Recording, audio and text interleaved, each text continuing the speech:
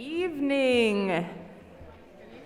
It's lovely to see you all. Welcome to Fashion Lecture Almost Grunge with Claire Berg. My name is Rachel Spence, and I'm the Public Programs Manager here. And yes, get ready to be excited. Hopefully, it seems like a lot of you got a chance to see the Almost Live exhibit upstairs. If you didn't, if you're just coming, don't worry, it will be up till February 23rd, so you'll have another chance.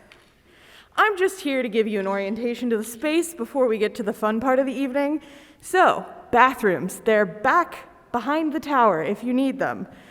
The Mohai Mercantile will be open after the talk, so don't forget to do that on your way out. The bar will be closing at 8, so if you didn't get a drink and you want one, don't wait till after the program.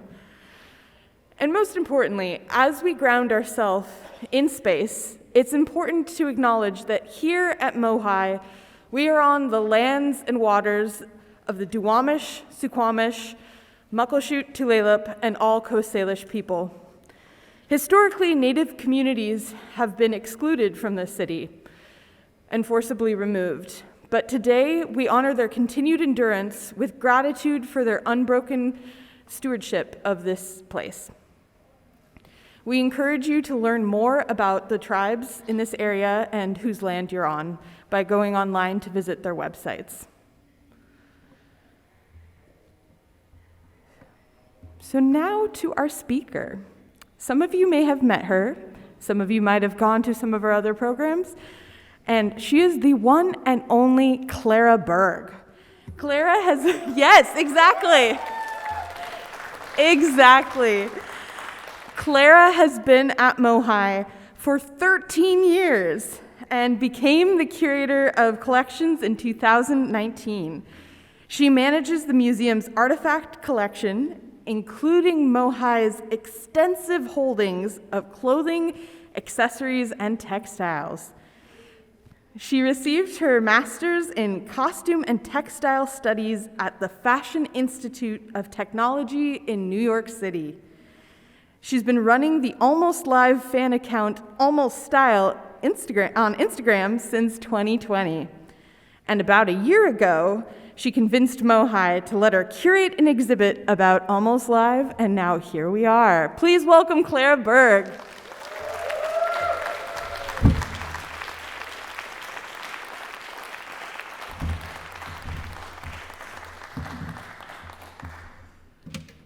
Hello. Well, thank you all for coming tonight. I'm actually going to start by immediately upstaging myself and showing a clip from Almost Live, one of my favorite sketches. It's an excerpt called In Style Now. Oh, I have to turn the thing back on. That was something I was reminded to do. Okay. It's time for In Style Now, an up-to-the-minute update on what's hip and what's not. Good evening and welcome to In Style Now. I'm Evan Evinrude. We've had a very hip week. Lots of things became hip this week. Many other things are no longer hip. Now the hip update at this moment, toast is cool, muffins are out. Monterey Jack is cool, Swiss sucks. The hippest thing on video at the moment is watching reruns of the old Seattle Today with Cliff Lenz and Shirley Hudson. Interesting, and hip. Now let's go to Sydney with the music report. Sydney. Thank you, Evan. At this moment, we can report that these bands are considered hip. One Dove, Catherine Wheel, and Big Chief. The following bands were hip until about 15 minutes ago and should now be considered passé. The Gin Blossoms, the Lemonheads, and Belly. The bands Four Non-Blondes, Blind Melon, and the Stone Temple Pilots, while presenting themselves as hip, are not to be considered hip unless you live in Redmond or Woodinville. We'll stay in touch, Evan. All right, thank you very much, Sydney. Now, as part of our complete hip music coverage, we now present Musician's Journal, where we get to know a little bit more about hip musicians. Please welcome the drummer from Nirvana, Dave Grohl.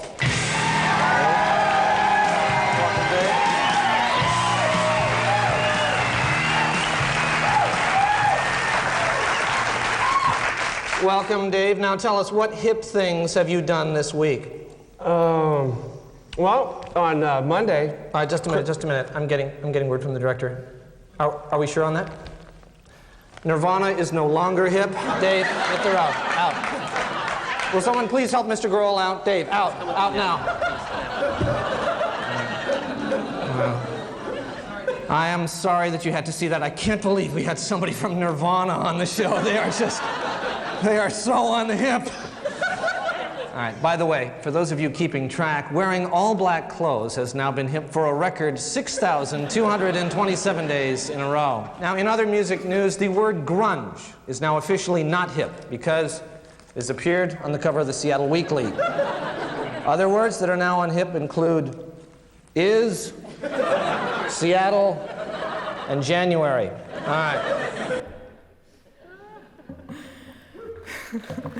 So that's a clip from 1994, and I'll say a little more about why I picked it to set the tone for this evening. I wrote the first version of this talk over a year ago to present at an academic conference with the Costume Society of America, a leading professional organization for fashion and dress historians. Now, in that room, the conference took place in Utah, I had absolute confidence that I was the expert in the room on Almost Live and Seattle in general. For grunge, I figured I was in at least the top 10% of knowledge. There were sure a couple people that specialized in subcultural style at that conference, and Gen Xers who had lived through the grunge era, but also people there whose expertise is 18th century tailoring techniques, who probably couldn't name a single member of Nirvana. So when I sat down to expand this talk for tonight and present it to you all in Seattle, I realized that those ratios would be a little bit different. I did curate the Almost Live exhibit, and I have been running the Almost Style Instagram account for 4 years, so I can claim to have some expertise, but I can't claim to be the only expert in the room. I know there's a couple cast members here tonight. Even more intimidating for me personally is the potential knowledge in this room about grunge. I have to confess that I was in elementary school in the early 90s, and living in what I would describe as a classical music only household. So while I have gained some knowledge since then, if during my talk you are thinking, this woman sounds like she learned about grunge from a book, you're not totally wrong. And if during the Q&A you stand up and ask me to name all of the members of your favorite grunge band, you will embarrass me and I will not get it correct. So just laying it out there. So why did you come hear me talk tonight? Well, the angle that I'm taking is from my background in fashion history. I was born and raised in Seattle, but I spent 2 years in New York City getting my master's degree in fashion history at the Fashion Institute of Technology. So on the left is me and my classmates at the opening of our exhibit about Vivienne Westwood. More about her later. And on my right is me and the very creepy mannequin that they have at the Met. I had an internship at the Met Museum of former Vogue editor Diana Vreeland. And allegedly, they have to hide this away whenever Anna Wintour comes to visit, because she really hates this mannequin, or maybe she hated Diana Vreeland, or both. So I have been and am in the world of academic fashion history. And I've noticed that other fashion historians seem to struggle a little bit when they talk about grunge. So grunge style is what fashion historians refer to as anti-fashion. Now, that may sound a little bit derogatory, but it actually isn't. It's an incredibly important part of the fashion system and something that if you take a fashion history course, you will learn about. Anti-fashion is any style movement that is actively trying to not be what is in or mainstream. So here are 2 photos from the Mohai collection. One from 1970, representing clients at John Doyle Bishop's high-end store in Seattle. This you can see is the fashion establishment, the proper, put-together, very gendered version of fashion that the countercultural movement at the same time was rebelling against. So on the right is a hippie at a concert in 1969. She has free-flowing hair, a loose-fitting shirt. We can't tell from the photo, but I would guess she's wearing jeans. This is anti-fashion, a look that intentionally contrasts with the establishment of the time. So by the early 90s, the fashion industry has a well-worn playbook when it comes to anti-fashion. They try to absorb it and market it. Cynically, of course, you can write this off as just sort of capitalism doing its thing, but less cynically, do remember that people in the fashion world are artists and creatives. They get inspired by things that are new and fresh. So fashion usually shifts to embrace these new ideas, and the new style becomes more mainstream. So there were fashion designers in the late 1960s and early 70s that really absorbed the hippie look, or they had worked well in the style and they kind of rose to prominence in the fashion industry. So when grunge bursts onto the national scene, and there appears to be a look that goes with it, the fashion industry does what it always does. They try to turn grunge into the latest high fashion thing, most famously with the Vogue editorial Grunge and Glory from December of 1992, and Marc Jacobs's Grunge collection from Perry Ellis, and yes, that is Christy Turlington in the Grunge collection. It's that whole show is like a who's who of like 90s supermodels. So this melding of grunge with high fashion doesn't quite land. It's certainly a joke to everybody in Seattle, and a lot of the fashion elite in New York are really disgusted to see this on the runway. The Marc Jacobs collection is sort of well remembered now, but it was a huge commercial flop. Of course, the obvious reason for this is that grunge is meant to look inexpensive. You can make a sort of like cashmere silk blend plaid flannel, but like, why would you spend $500 or $1,000 if it's meant to look like you got it at Goodwill? But this also isn't uncommon. Anti-fashion is often affordable, and it often isn't immediately accepted by the high fashion world. Where the real difference comes in is the authenticity piece. A lot of previous anti-fashion movements had designers or other fashion creatives who were accepted part of the group. They may have been on the margins of the mainstream fashion world before the style hits it big, but they were creatives and they were working in the style and they became leaders when the look went mainstream. So to go back to the example of the 1960s, I'm going to get my little, I have a laser pointer that I've never used before. So going back to the 1960s, here is some fans at the last Jimi Hendrix show in Seattle at Sick's Stadium, and the fans are wearing pretty affordable things. You could be a hippie for not a lot of money. The reason I wanted laser pointer is like, is this not Ed Wyatt in The Grateful Gourmet? If you don't know that reference, we'll get to that later in the program. But this is the hippie look. But looking at Jimi Hendrix, he is not wearing something that you would find at Goodwill. This was clearly made for him. We were actually fortunate to have this on loan at Mohai a couple years ago. It's known as the butterfly costume. He wore it for several concerts in 1970. And so this is something that I think he had a personal designer. There were also stores and other designers that were working in New York, in London, that you could buy countercultural fashion. And musicians were wearing it, people with more means were wearing it. It was part of the 1960s counterculture movement. Another good example, and kind of a cousin to grunge, is punk. Of course, punk, again, you can do it very DIY. It's not supposed to be expensive. It's not supposed to be purchased. But there were design leaders who were creating the look. Vivienne Westwood and Malcolm McLaren were sort of the punk power couple.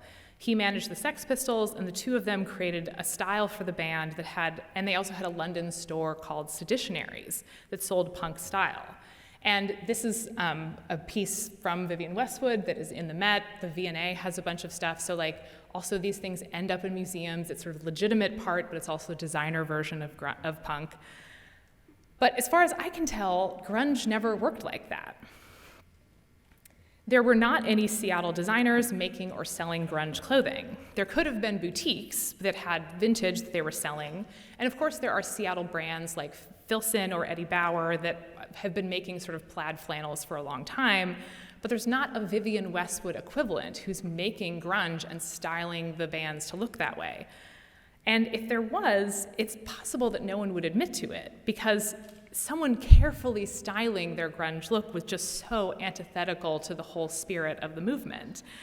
And a lot of people also, I should say, felt that grunge was kind of a marketing term in the first place. There wasn't a lot of legitimacy of people claiming it. And that's why I wanted to start with that In Style Now sketch, because it's commenting on how quickly things are changing from hip to unhip, how quickly grunge was seen as passé, and the idea that Nirvana was already uncool. And as part of that, designing grunge would have just been disgusting if someone was trying to do that. But a lot of fashion historians kind of skip over this piece of the story. When I've looked at books and articles that are covering grunge, they'll immediately talk about the New York designers who were making the grunge collections, like Marc Jacobs, who famously admitted he had never been to Seattle when he created the collection.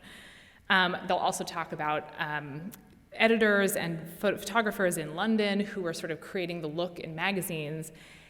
And those are both examples of how far the reach grunge had and the influence it had, but that isn't what was happening in Seattle. That's not where it was beginning. So these other historians will talk about some of the markers of grunge: plaid flannels, Doc Martens, thermal leggings, knit caps, floral dresses. But other than maybe a passing reference to the logging industry in Washington state, they won't talk much about where these things might have come from. It might be because they think Seattle is beneath any real study. I definitely got that vibe when I was in New York and I said I wanted to study Seattle-related topics, and I just got a response of why. Why would anyone care? On the other hand, they also might be a little bit nervous.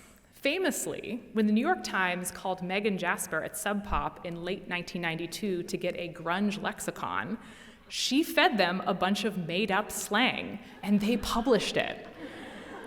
Everyone in Seattle had a good laugh about that one. So New Yorkers know they maybe can't actually trust us to truly tell them about grunge. So it's easier to go back to the designers and the models that they already know from New York and London and just tell the story that way. It's much safer. So what I'm here to argue is that to understand grunge, you have to understand Seattle. And I think Almost Live truly understood Seattle. So that's the direction of my talk tonight: what we can learn about the origins and markers of grunge using Almost Live as a primary source. I want to look at the influences of grunge, where it came from, how we see it portrayed on the show, both in the authentic form on musicians and other extras who made guest appearances, and in the costume version, where the cast members are distilling the most important things they're seeing to create a grunge character. So Almost Live started in 1984. Actually, yesterday was the 40th anniversary of the premiere. And many of the cast members grew up in Seattle, and they imbued the show with references to the city's past, both distant and more recent. And so for grunge influences, I want to start with a reference that came up frequently on Almost Live, and one that I know no fashion historian outside of Seattle would think to start. So JP Patches was not part of my childhood, but here's what I know about this show. Chris Wheatus starred in this wildly popular children's TV show in Seattle from 1958 to 1981. The character of JP Patches was the mayor of the city dump. He had a girlfriend named Gertrude, played by Bob Newman.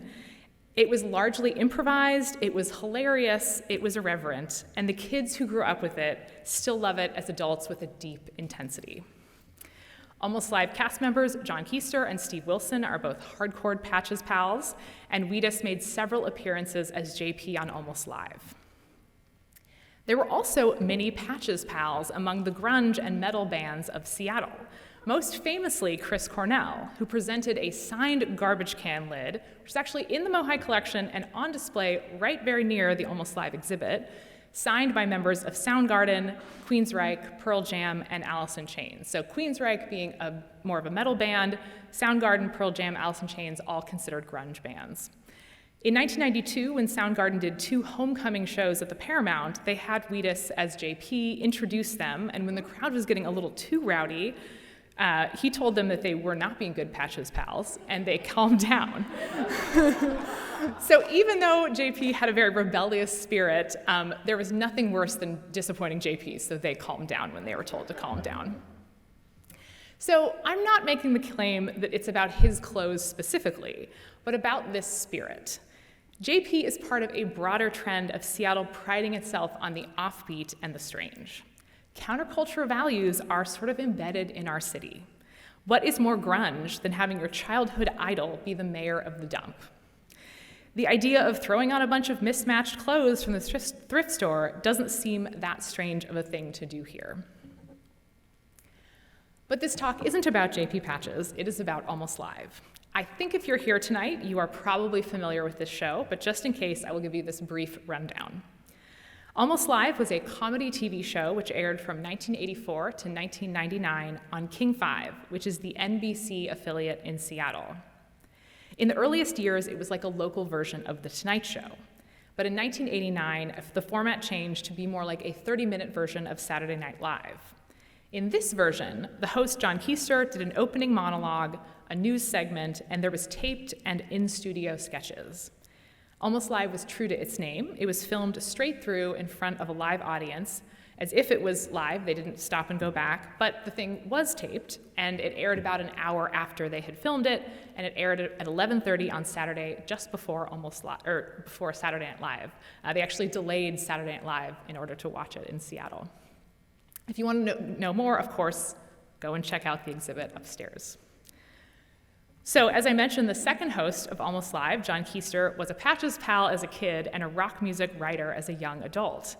Before Almost Live, he wrote for the entertainment newspaper, The Rocket, and it was through that he got his first TV gig, The Rocket Report, on an MTV-like show called Rev, or Rock Entertainment Video.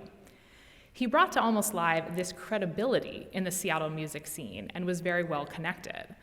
In the Almost Live book, there is a quote from Jeff Gilbert, who I will say more about who that is in a minute, but he said, "I have to give credit to John Keister. He was a big fan of the hard rock scene and the punk scene. He got it. He got all of it, and he got it way before a lot of people."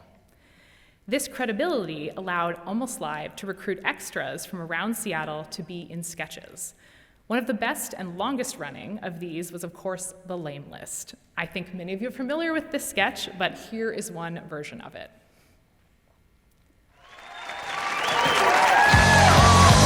And now, The Lame List, or What's Weak This Week, brought to you by America's heavy metal community. Lame! Bands moving to Seattle to get a record contract. Lame! That wallows in lameness. Dialing 206 to get Aberdeen. Decentralization of the Soviet economy leading to a backlash against the free market movement.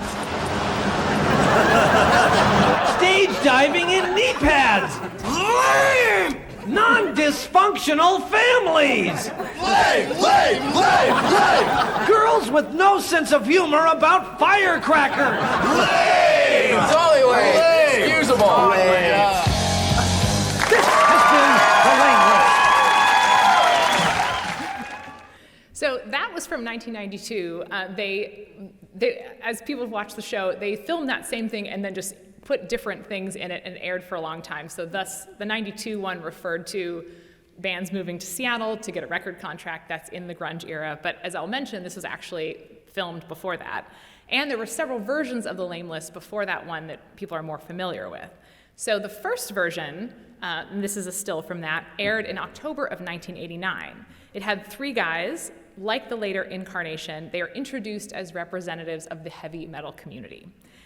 As I read up on the history of grunge music, there is some debate as to whether it came more out of the punk scene or out of the metal scene.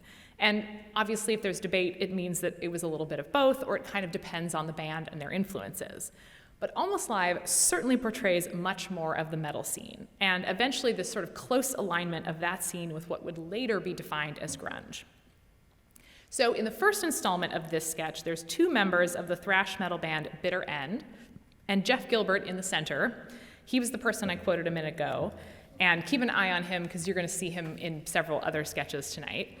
He was a writer for The Rocket and a DJ, and basically a guy who was out and about in the Seattle music scene with a particular interest in metal, but he was going to a lot of different shows. He also wanted it to be known that he was the one that came up with the What's Weak This Week tagline. So it was really his connection that would get, so he was in a lot of these sketches, and then he would also invite his friends that he knew to join him.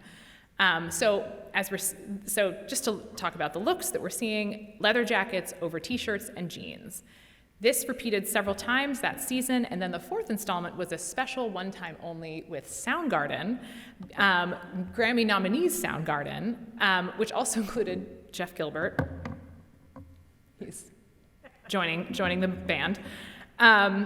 So interestingly, in 1990, grunge was not a defined genre, so Soundgarden was being classified as metal. We see with the looks, Jeff Gilbert really has kind of the most metal look with his leather biker jacket, but otherwise we see a lot of denim jackets, a kind of differently styled leather jacket. I think that Chris Cornell is wearing camo pants, which is kind of interesting. So they're listed as metal, but they're maybe not sort of as hardcore metal as Jeff Gilbert's look. So this is the version that we all remember that was in the clip. So this was filmed in 1991. 6 guys, again introduced as heavy metal, but they include some people who are associated with bands that would later be defined as grunge. So this is who everyone is. Tony Benjamins and Brad Hull of the thrash metal band Forced Entry, Marty Chandler from Panic, another thrash metal band, Jeff Gilbert again, he's sitting, Kim Thile of Soundgarden, which was, again, considered metal, but then once grunge is defined, it was considered one of the main grunge bands. And this guy on the far right, Jeff Hubbard, who was a roadie for Alice in Chains, and he's actually wearing an Alice in Chains hat. And that's another band that at the time would have been defined as metal, but once grunge takes off, they're considered a metal band. So here we have in this group sort of representing this close alignment and intermixing of metal and grunge in Seattle. They just have several different views because there's like getting pictures where they're all, you can see everything. So there's another quote from the Almost Live book, which is a compilation of oral history quotes from people involved in the show. It includes a section about grunge and about style, which is interesting because what other fashion historian would have come across this in a book about a comedy show in Seattle? So there's 2 really interesting insights. So Jeff Gilbert said, the way that you could tell the difference between the grunge guy and the metal guy was the shoes. Grunge was Doc Martens, and metal was white tennis shoes. And actually his outfit from the lame list is upstairs, and it indeed has white tennis shoes. But otherwise, it was hard to tell because they all had such long hair. Soundgarden guitarist Kim Thile claims he never owned a pair of Doc Martens. They were too expensive, and that what most guys were wearing were cheaper combat boots that you could get at Army-Navy surplus. He thinks the Doc Marten stereotype came from Soundgarden lead singer Chris Cornell, who was the only person Kim could think of who wore them. Chris's girlfriend, later wife and manager of the band Susan Silver, worked at a shoe store that sold Doc Martens, and so Chris got his on discount. So with these outfits, we mostly have leather jackets, worn open with shirts underneath. Kim Thile is the one in a jean jacket. We have a mix of heavily ripped jeans and ones that are more intact. You can actually see again, Jeff Gilbert's outfit is not torn at the knees. Headwear, we have 2 baseball caps, one forward, one backward. The shoes don't quite line up as he said they would. There's a lot of Converse, which were not mentioned, and then one of the supposedly metal guys does have more what looks like black boots similar to Kim. And I do think it's really fascinating. This Jeff Hubbard appears to be wearing sweatpants and boat shoes, which are off anybody's radar as far as a grunge or metal stereotype, which I think is just a good reminder that these are sort of stereotypes and tropes, and people are individuals, and they wear things that might not match our ideas of what that subcultural style looks like. Also from 1991, there is a much less remembered sketch for a fake product called Levi's Rockers, but it has some very interesting clothes. So I'm going to show that one. It was great because the bouncers threw us out. I said, this is New York. I thought you could do anything in New York. He goes, not in this club, you don't. I checked the air in the tires. I checked the windshield wiper. I checked the oil. See, but the thing is, you didn't check the air in your brain. Did we leave those girls there? I think so. I don't remember. We had to go find Mike. He was stuck at some girl's house puking. That's right. We're stuck in Portland, and everybody hated Rob, so nobody gave him a ride. Drink away. Who was that baby with last night? That was my brother. Levi's 100% cotton rockers. If you're not wearing rockers, You suck.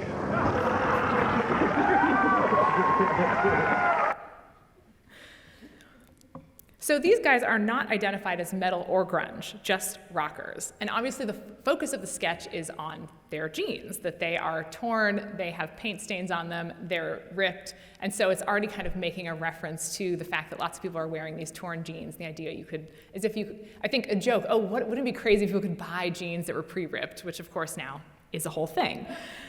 It's hard, these screen caps are difficult to see, but for the shoes, we do get more of those true white tennis shoes rather than Converse, and some boots, so that dividing line may be true. We also get a couple interesting grunge stereotypes, which is the thermal leggings under the pants here. And on that the same guy, this sort of interesting cut-off plaid flannel that is sort of being worn as a vest. But also guys in leather jackets, so again, sort of connected to the metal scene. So Smells Like Teen Spirit is released in late 1991. It starts climbing the charts, and 1992 is when grunge really blows up nationally. Almost Live has sketches that address this story, which I'll get to in a moment, but it's worth mentioning that they're still making jokes about metalheads. Faces, Places, and Beer is a recurring sketch that has 3 installments in 1991 and 93. I'm partially bringing it up just to remind you that while outsiders saw the Seattle scene as solely grunge, that was never accurate, and that metal was still very active at the time. On the right, Ed Wyatt is wearing a Soundgarden shirt, again, soon to be defined as a grunge band, and showing that close alignment between grunge and metal. And I also want to point out an interesting costume moment from one of these sketches. It's just a short excerpt, but the game is Spot the Plaid. And now, day job of the week, Bike Messenger! When you're a bike messenger, you don't have to sit in an office, there's no dress code, and you meet foxy babes all day. Package for Mark Peterson here. There you go. Oh, he's down the hall. Yeah, whatever. He's down the hall. Okay. So, did you catch it? We have plaid flannel as part of a metal look as a layer under the leather jacket. Now, I am getting a little ahead of myself here because I did just make a shift from authentic outfits to costumes. There was no stylist or costume designer on the show, so for extras like with the Lame List or the Levi's Rockers sketch, we know that they are wearing their own clothing. No one's styling them to look that way. But here I'm talking about a costume version of metal, put together by a cast member. So certainly that's less authentic in some sense. This is not someone's everyday clothes. This is an outfit that is being put together to create a character. But do keep in mind that the cast members are people who were living in Seattle. They were immersed in what was going on around them. Many of them were attending these rock shows. And they're creating an outfit for a Seattle audience to sort of read the cues. So I certainly think this is more authentic than a New York stylist seeing pictures of Seattle and putting it together and saying this is my Vogue photo shoot. So to talk more about the costume version of grunge, I want to talk about one of the great grunge sketches, The Worst Girlfriend in the World Joins the Band. It's a little PG-13, so I'm just preparing you. Babe, I got it done. What do you think? I wanted it on the other arm. I can do that. I can do that. It's time once again for the worst girlfriend in the world. She's the worst girlfriend you've ever had. Every time you think about it, you get mad. The worst girlfriend in the world. A psycho bitch from hell, yes, that's the girl. The worst girlfriend, you know it's true. She thinks it's funny, but the joke's on you. She's the worst girlfriend in the world. Tonight on The Worst Girlfriend in the World, the worst girlfriend joins the band. You act like you don't care. I do care. Well, then why is it I never see you anymore? Jason, come on, we're on in a minute, Okay, man. all right, You see, you've always got some stupid concert or some other thing to do other than me. There's 15,000 people out there waiting for Fine, us. 15,000 strangers more important than me. Come on, man, there's gonna be a Oh, for riot. God's sake, just go to your stupid thing.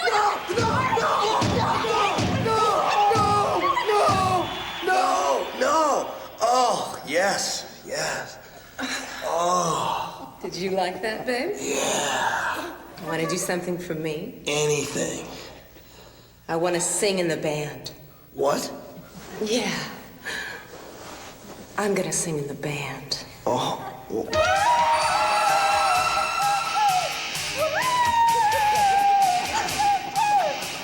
How come she gets to sing? Babe.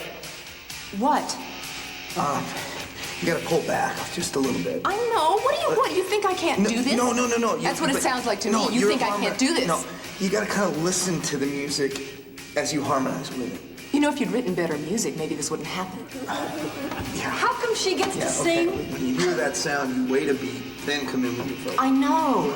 Wait. How come she gets to sing? Huh? It's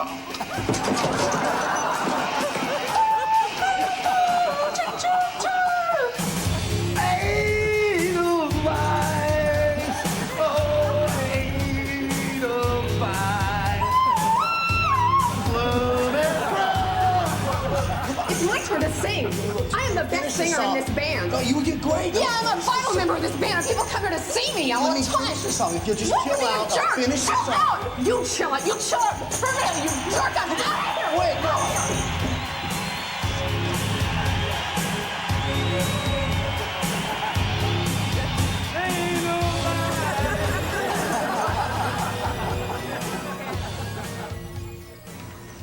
Hey, man, can you take this thing off?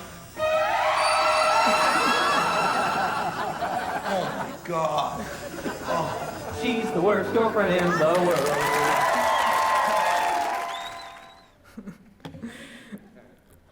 So that is the only Worst Girlfriend sketch where Tracy does not wear the iconic dress with the polka dot sleeves, which is on display. You see it in the preview, but it's not worn in the sketch. And it's the only one where Ed Wyatt is the tortured boyfriend.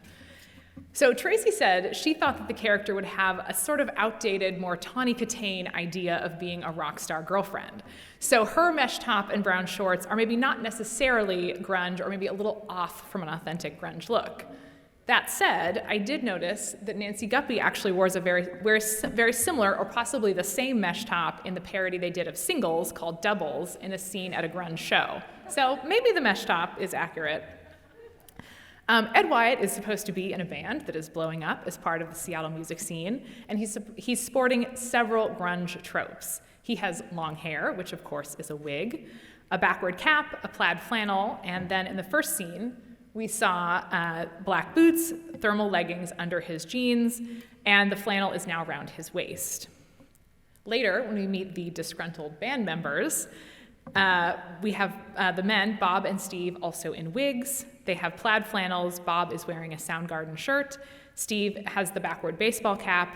Nancy Guppy has this great outfit, green boots, possibly Doc Martens, jean shorts with black tights, a gray sweatshirt, and then you can see it in person upstairs, the green and blue plaid hat that was actually lent by Tracy. So arguably the pinnacle of grunge content on the show was the December 1992 sketch, How the Grunge Stole Christmas, and it's another one that's just worth watching the whole thing.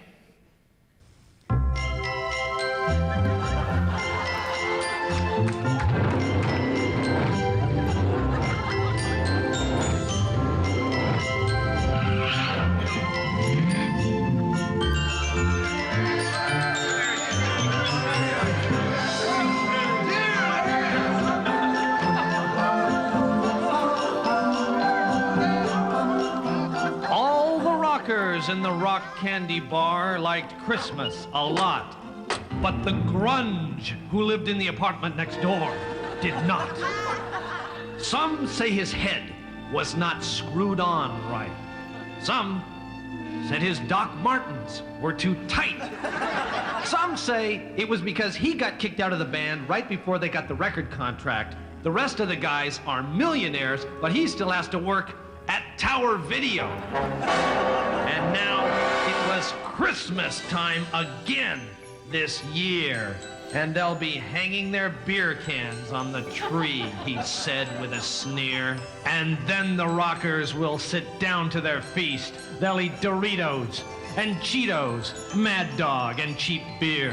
And then they'd do the thing the grunge most feared, the thing that kept his ears ringing. Every rocker in rock candy would start singing. Tabutore, tabutore, welcome Christmas, Christmas Day. Hey! Tabutore, tabutore, welcome Christmas, Christmas Day. He had to stop Christmas from coming, but how? And the grunge got an idea. An awful idea. The grunge got a terrible, grungy idea. I know just what to do. The grunge laughed in his throat, and he made a quick Santa Claus hat and a coat, and he chuckled and clucked. What a great grungy trick. With this coat and this hat, I look like a grungy Saint Nick. The rockers had passed out from drinking that crap and settled down to an afternoon nap. Then in came the grunge without making a peep to steal all their presents while they were asleep. He got Doc Martens and flannel and animal beer and all the beefaroni. Oh, the rockers would shed tears, and away ran the grunge, taking everything from them. The rockers would find out no Christmas was coming. And when they woke up, he knew what they'd do. Every rocker in Rock Candy would cry, boo-hoo-hoo. Then the grunge put his hand to his ear. Now that is a sound I simply must hear. Welcome Christmas, Christmas. But the sound wasn't sad. He couldn't believe his ears. Christmas had come without ribbons or bows or beers. Then the grunge had a thought. Maybe Christmas was more. Maybe Christmas didn't come from the liquor store. So he picked up his bag of toys so handy, and the grunge headed back, all the way back to Rock Candy. Dabu-do-re, dabu-do-re, welcome Merry Christmas, everyone!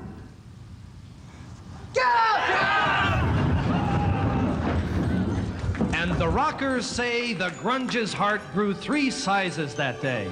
Also, his spleen ruptured and he had multiple contusions over both eyes. But most important, he learned to love Christmas.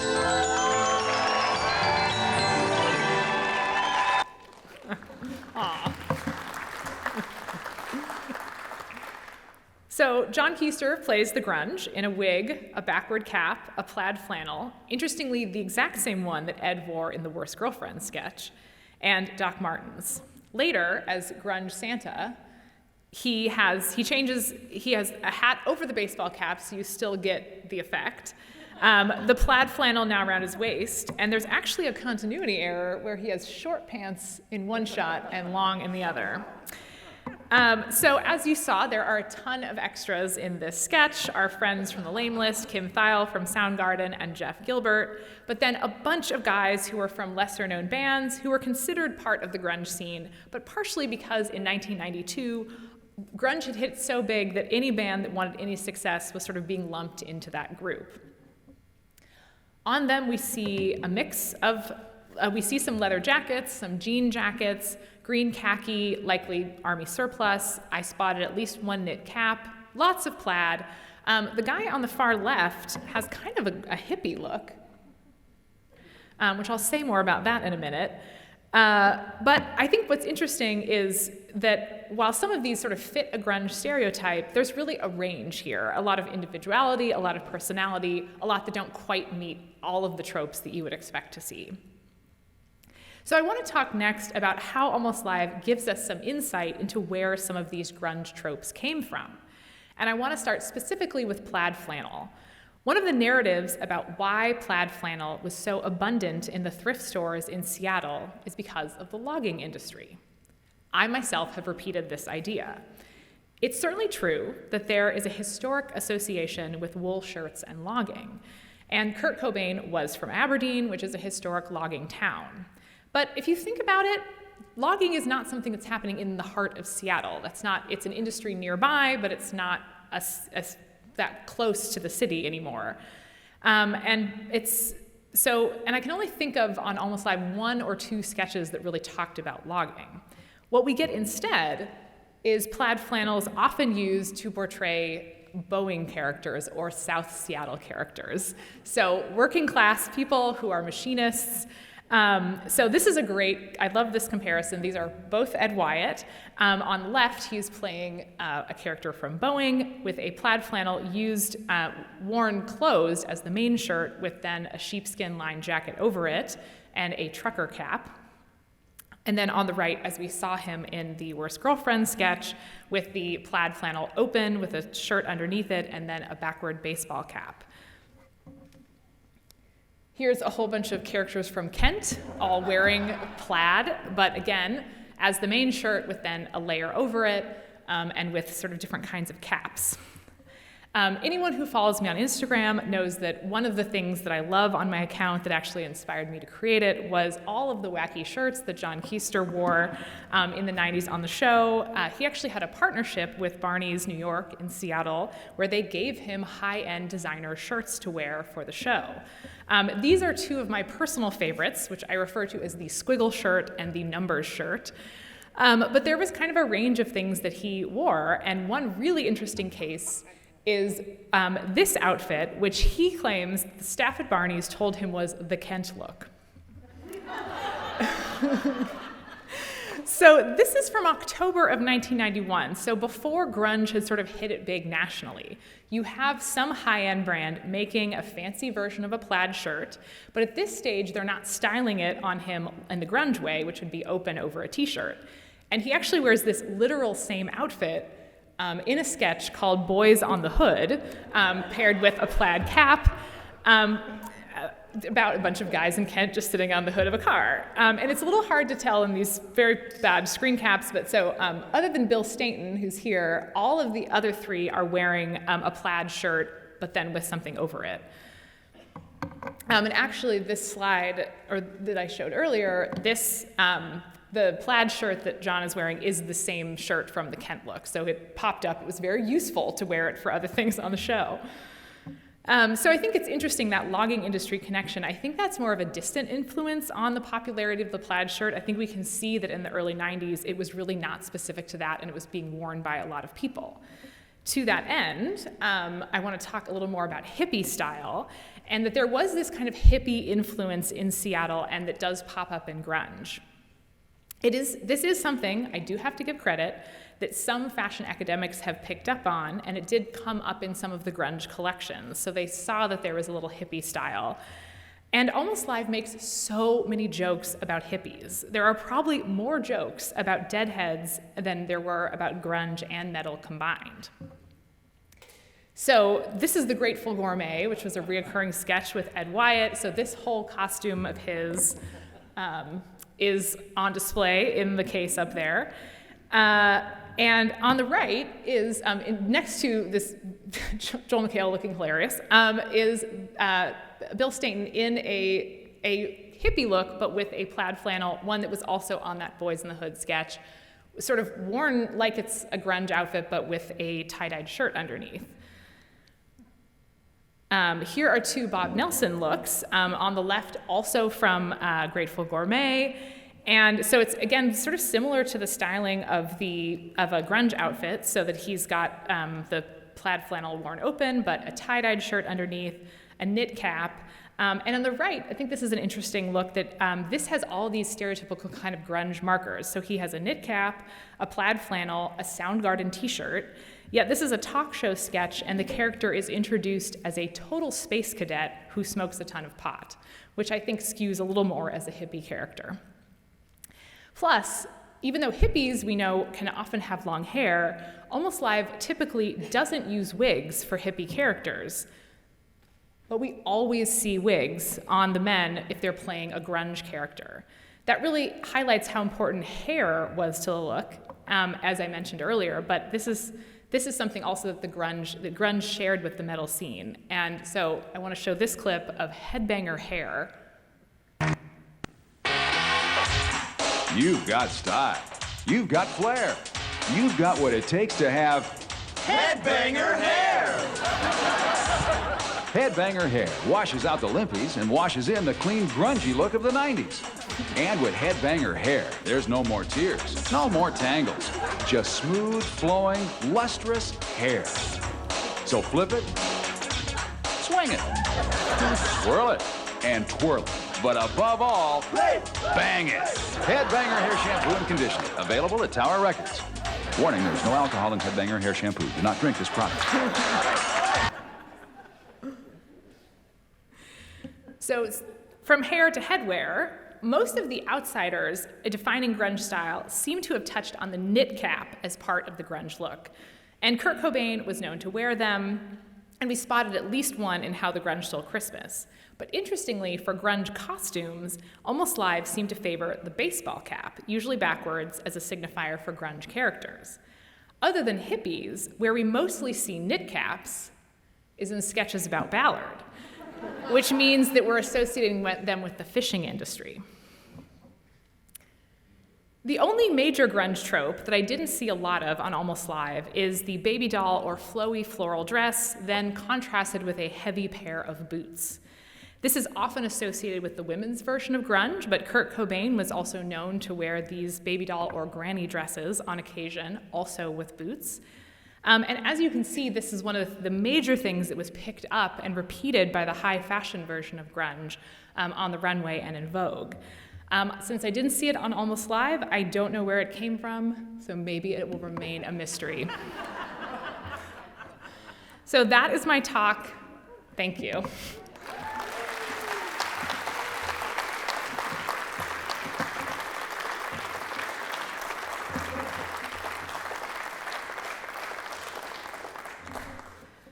So I do have some time for some questions. I think Rachel has the microphone. So I think that this is being recorded, so please, even if you're loud, please do speak into the microphone. It'll help other people, and then also for the recording. Not exactly a question, but I just wanted to clarify. Hi, it's me, John Keister. Anyway, thank you. It was very interesting to see the closed captioning on how the grunge stole Christmas. That's based on the Grinch, and it's not Dabu Dore's. It was Dabu Dore. You remember from the there was that, and not. Never mind. I forgot. I'm an old person now, and there was something else I wanted to. Yeah, it'll come to me later. Anyway. You got any? No. I'm sorry. All right, sorry. Here we go. If you think of it, I'll be available later. You can raise your hands. I'm just curious. After grunge had its time, did you see sketches in Almost Live and elsewhere referring to whatever the latest trend was, or the fact that grunge it was passé, no longer hip? There are other later sketches that include, like there's a sketch with, that's probably from like 95 or 96 with Joel McHale impersonating Eddie Vedder, that's just sort of about how Eddie Vedder is incomprehensible and needs a translator. So it comes up, but it's not, there's kind of a brief time when there's a lot of grunge references on the show, and then there continues to be the like hippie references and the like Grateful Dead fans references, and then I feel like, and then of course the Lame List keeps airing throughout the rest of the show, that same version of it. So I don't know that there's like a new thing that comes in, but I think it doesn't totally go away in Seattle, even though grunge as a concept, I think, kind of has its moment once it goes mainstream, but then it becomes, and it sort of always was just how people in Seattle dress, so it doesn't really disappear, but I think it gets integrated. The outfit that Bob Nelson was wearing that was like the stoner, but it sort of has a grunge look to it, that was from 95, so that's a couple years after kind of the height of what we would consider the grunge, popularity.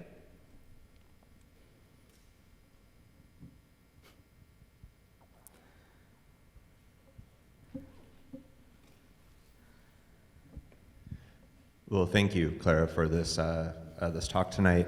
Earlier, you had mentioned thrift stores, and I was just curious how you saw kind of the any connections to like thrift store culture and how that may have played into the grunge look, and then John maybe sourcing some of the clothing in the skits. Would love to hear more about that too. They don't like it when you call it skits. I've learned that. Sketches. I wish I could speak more to there are whole histories of sort of secondhand fashion and like different eras in popularity. And I do think that the 90s was a moment when, people are wearing all kinds of things, but sort of the grand fashion narrative is that the 80s is when fashion is back. And, it's like you can't be overdressed, everything is really fancy. And so that's an era where thrift shopping is not as in, which is why grunge feels like such a sea change, is that it is so antithetical to like sort of the big excess of the 80s. So I mean, there's always people shopping at thrift stores, but I think there is kind of this idea that people were doing it in Seattle, and that sort of there was a resurgence of this idea of like, oh, it's cool to go to the thrift store, it's cool to buy secondhand, it's cool to buy vintage, because then also there was a lot of stuff at the same time. I mean, I didn't talk much about women's fashion, but Courtney Love, and thinking of like those sort of grunge, women's part of the grunge movement is like dresses that you would just get at the thrift store, or slips, or things that are not, that are they look secondhand. There's a book called From Goodwill to Grunge that is about the history of secondhand clothing, and so check that out. Yeah. So Okay. I also hi Clara. Hi, it's me again. I remembered what I wanted to say, which was that well, first of all, a lot of the clothing came from the two Chubby and Tubby stores. The one that was I should have mentioned, yes. Yeah, that was on Aurora, and another one that was down across the street from the high school that I went to, Franklin. And when I went into in the early 90, it was either 90 or the 91 season came to an end, and then we're off all summer, and then I came back to Barney's, and I saw what the clothing was there at Barney's. Previously, I had chosen Barney's because the 80s clothes they had there were so colorful and fun. It was a really bright, colorful age, and it was really fun. And I walked in, and everything was just gray and brown, and I looked at, and I said, if I wear this, I mean, I understand that it's stylish maybe on the East Coast, but this is what. I mean, this looks like Chubby and Tubby clothes, and if I wear this, people are gonna go, what the heck are you, like, oh, you're not shopping at, Barney's anymore, you're shopping at Chubby and Tubby. And so anyway, it was amazing to see, those, by the way, those flannel shirts, the material was unbelievable. Yeah. I was going to say that Kent look. The Kent look with the black vest and that shirt, you loved to touch John in that shirt. It was the most incredible wool soft blend. Oh my God. So I understand why you wore it a lot. Right, and the other thing about, I do believe you are correct about the connection to J.P. Patches, and that show was tremendously influential, and one of the reasons was because the way that J.P. approached the audience was you felt as a child that he was speaking directly to you. It's kind of hard to describe, but you actually believed he was talking just to you, and he was like the kind of relative that you might have that would let you, have a sip of beer, or like at the table, or do some sort. Let you run the riding lawnmower, on the yard, or do somewhat dangerous stuff. And he was always there was stuff that like he was like a little had a certain edge of criminality, to him. And I actually do think you are really onto something with that. So anyway, thank you. Well, with the I don't know if criminality is the right word, but on that, on the garbage can lid, one of the people has written J.P. Patches and made the A an anarchy symbol, and I feel like that really encapsulates sort of how people thought about it. Just like that feels accurate to J.P. Absolutely. Well, when I write the book version of this, I'm going to go back to Chubby and Tubby, because I do feel like that's a really good point about where people were buying this look authentically in Seattle. Chubby and Tubby was the Vivienne Westwood of Seattle. You heard it here first. Yeah. Oh, I see one. So it's not really a question, but kind of an observation, because that was definitely my era. Coming out of the 80s, which was punk and neon and tighter clothes, into grunge, which was comfort and kind of that cross between you want to be a biker, so the leather and the boots, but you can't afford a bike. So, and you want to get comfortable, and you have torn clothes, and we live in the Northwest where it rains, so you have to layer. You have to have the thermals and the flannel and the t-shirts and the torn sweaters, and then you take them off and you tie them around you. Plus, all the venues where these bands played were in the alley. They weren't regular venues that clubs play now. They were the grungy corner alley, Pioneer Square, East Lake, the zoo. You know, that's grunge. Yeah. Thank you. Oh, I don't know if it's on. Give it a second. I'm Stephanie. I'm from here. I'm trying to figure out, it felt like all through my childhood and my young adult years, there were always flannel shirts. Flannel shirts. There were always flannel shirts. They were in the kids section at Penny's and Safeway. Not Safeway, at Sears. And it wasn't so much a lager thing, it was just like, this was a sturdy piece of clothing for a young man. And there just kept being more of them. Yes, they're probably worker related, but now I'm wondering, why? Yeah, it's interesting. I went and reviewed some of the books that had looked at it before and like that sort of summarized grunge in this way that I thought was a little bit off. And what was it? Yeah, Museum of Modern Art in New York did a fashion exhibit a couple of years ago called Is It Modern? And it was like just like single objects and stories about them. And so they had a plaid flannel.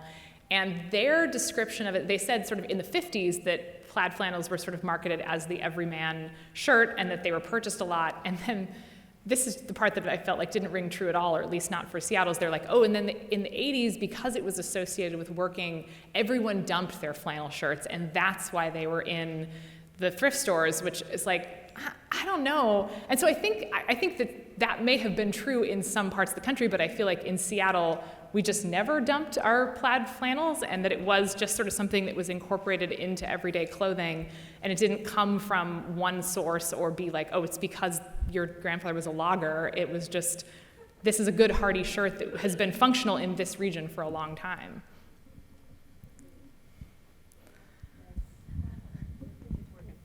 Her sister, born and raised here. I moved to New York in the mid-'70s, and all of a sudden, everyone was wearing jeans, fry boots, and flannel shirts. But they bought it at Bonwitz, like a mid to high level department store. And it felt really weird because where I came from, that's just where we just wore that. And now it was something that was intentional. It was style. It wasn't just clothing. Mm-hmm. And I think oftentimes the dividing line between those things is pretty malleable. But my actual question is about thrifting, because we talk about people going to shop vintage or shop thrift, but we wind up buying things from specific eras. And so when I first started looking at thrift stuff, you could still find the occasional 1930s, 40s thing. And then there was this period where all of the indestructible polyester things started showing up in thrifting. I know. But I'm wondering and looking at all of this, if you're seeing like echoes from previous eras showing up in what people are bringing back from Goodwill and Value Village. Yeah, I think there's always cycles in sort of, and I think one thing that's interesting is the distinction between vintage and thrift is that I think vintage stores, there's cycles of that like, oh, the 70s are back in, or the 90s are back in, the 2000s are back in, and people are trying to get something that is legitimately older, versus going to Goodwill or Salvation Army where it is something someone recently cast off. It could include some old vintage, but I think back to the idea of the plaid flannel, of that this wasn't Grandpa's vintage from the 50s plaid flannel. This was one from Chubby and Tubby that someone had then sent to the thrift store after they were done with it. And so I think, I don't know quite if I'm answering your question, but there is sort of two parts to it. Is like what is back in that's vintage, and then also what is abundant in the thrift stores that is sort of just in the culture, but then also that they're wearing it a little differently than other people are. So that that seeing it on the Boeing machinist characters, it's a button down, it is the shirt, versus having it as the open over your t-shirt, kind of as if you would wear a leather jacket. And then the idea of like what eras in vintage are coming back that you can still find in the stores. I guess that's not really an answer to the question, but there's like sort of several pieces there. But also, I don't know if this is where you're going, but I know currently a huge problem with secondhand is that everything is, all the fast fashion is what is in the secondhand stores, and that it is hard to find good quality things at vintage stores because we're producing way too many clothes and a lot of them are not good quality. So that's a whole nother different rant. I want to thank you for bringing us down this trip through memory lane, having grown up with Almost Live and in Seattle. And you touched on Army surplus stores. They were a big part of it, and I remember many hours going through because there were really big ones that were in Belltown, on 4th Avenue in Soto, and also by the Starbucks building. And you know, after school, you would go there and you'd waste a lot of time just kind of going through canvas jackets. I remember a lot of friends wearing those as well as finding boots there. Yeah, that's another one I think spending more time on of the Army Navy surplus, because I think also in that How the Grunge Stole Christmas, there's a lot of things that kind of look like they could have come from there. So thank you. Maybe time for one more?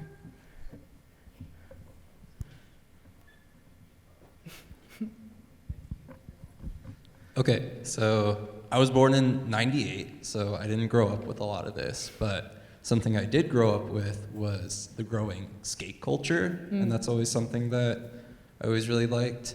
And growing up with that, I feel like there was a lot of overlap with a lot of these fashion trends from grunge culture. And so I was just wondering if you had any, like, I don't know, like any insights on that, or like how grunge did affect skate culture. Like especially a lot of the music was shared between the two. So just something I started thinking about. I wish that I had a good answer for that. I don't know a lot about skate culture, but I certainly think what I do know about it, I think is right, of that, like, it's taking this sort of subcultural trend and then it gets shifted and it's used, it's sort of, the music changes, the people change, they bring their own style to it. All I can say is that there are other fashion historians that, I mean, subcultural style is like a whole genre, and instead of answering your question, I'm just going to brag a little bit that when I gave this talk at the presentation at the Costume Society, I got invited to sit at the table with the other subcultural fashion historians. And I know that one of them, Monica Sklar, does, she wrote a book on punk style and does, I don't know necessarily skate culture, but she also did like a whole history of like Hot Topic, and that like actually has a really like history of where that company came from and authenticity of like who was starting it. And so I wish I could have a better answer, but there are some great people out there who do subcultural style and some more recent trends, like skate culture and Hot Topic and like the MySpace era, like that whole look. So there are people who are doing that history. All right. Big round of applause for Clara.